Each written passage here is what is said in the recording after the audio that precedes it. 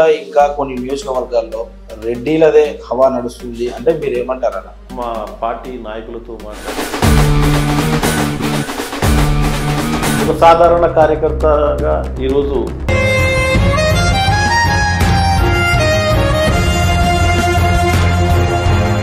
అగ్ర కులాలకు చెందినటువంటి కొంతమంది బడా నాయకుల దగ్గర కోవట్టుగా ఉండడం వల్ల ఈ పరిస్థితి ఏర్పడింది అంటున్నాను.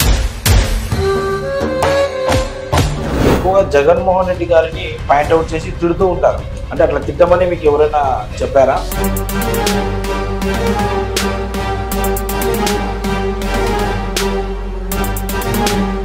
వైసీపీ వారు ప్రధానంగా ఆరోపించేది ఏంటంటే 2019 జగన్మోహన్ రెడ్డి గారు గెలిచినప్పుడు ఏపీ ట్రెజరీలో 215 కోట్లు మాత్రమే ఉన్నాయి. వచ్చిన వెంపటే వాహన మిత్ర అని చెప్పి ఆటో వాళ్లకు 10,000 రూపాయలు వేసినాడు. చంద్రబాబు నాయుడు గారు 2024లో సీఎం అయినప్పుడు ఏపీ ట్రెజరీలో 1,200 కోట్లు ఉన్నాయి. 50 ఏళ్ళు దాటిన వాళ్ళకి పింఛన్ ఇవ్వలేదు. 60 ఏళ్ళు అయిపోయిన వాళ్ళకు కూడా పింఛన్ అప్లికేషన్ పెట్టుకోవడానికి ఇంతవరకు లేదు. కొత్త రేషన్ కార్డు ఇవ్వలేదు అని ప్రధానంగా ఆరోపిస్తున్నారన్న.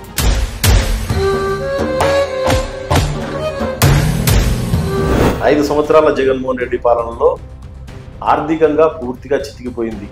ఆ విషయం కాదనేటువంటి నిజం. జగన్మోహన్ రెడ్డి గారు మోడీ గారితో పొత్తుకు సై అనింటే కూడా ఈ రోజు రిజల్ట్ వేరేలా ఉండేదని కూడా నేను అంటాను. రాష్ట్ర ఆర్థిక వ్యవస్థను వైఎస్ జగన్మోహన్ రెడ్డి విధ్వంసం పాల్చేసినటువంటి విషయం అందరూ గ్రహించాల్సినటువంటి అవసరం ఉంది.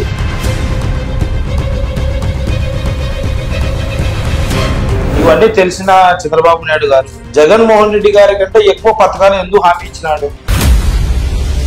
వైఎస్ జగన్మోహన్ రెడ్డి గారి 5 సంవత్సరాల పాలనలో